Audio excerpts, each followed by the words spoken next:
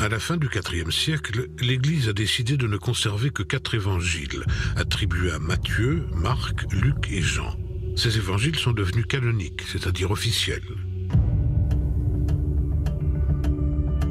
Les évangiles canoniques, ce mot canonique vient d'un mot grec, canon, c'est-à-dire la base en grec. Donc un évangile canonique, c'est celui qui va être officiel. Donc c'est quelque chose qui est fiable, quelque chose qui constitue la norme.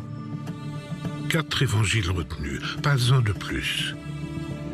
Pourtant, des dizaines, des centaines de récits de la vie de Jésus existaient auprès des différentes communautés chrétiennes. C'est difficile de tous les comptabiliser. On en connaît plusieurs dizaines, il y en avait peut-être d'autres davantage. Et c'est vrai que ça peut paraître surprenant que seulement 4 aient été retenus et les autres aient été écartés.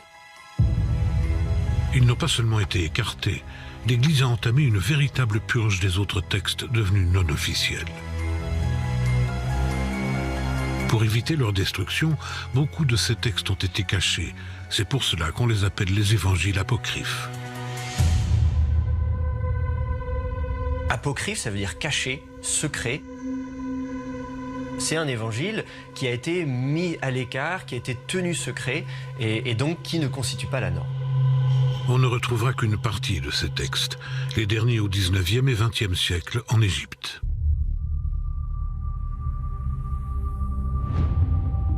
À Nag Hammadi, en Égypte, on a découvert notamment un lot de plusieurs évangiles gnostiques. Pourquoi avoir voulu éliminer ces textes ? Car ils nous disent quelque chose à propos du développement de l'Église chrétienne. Ils nous en disent aussi beaucoup sur les pans de l'Église qui ont été réduits. Au début, il y avait plusieurs genres de christianisme. Et au fil des décennies, l'Église les a évincés. Cacher le développement de l'Église, la création progressive de la religion chrétienne. Et la question qui se pose est qui ? Qui a pu prendre cette décision d'unifier de force toutes ces communautés ? Rappelons que depuis la disparition de Jésus, tous les chrétiens étaient persécutés par l'Empire romain en place. Comment cette sélection a pu être possible ? Tout simplement parce que la religion chrétienne ne s'est pas créée par ses membres.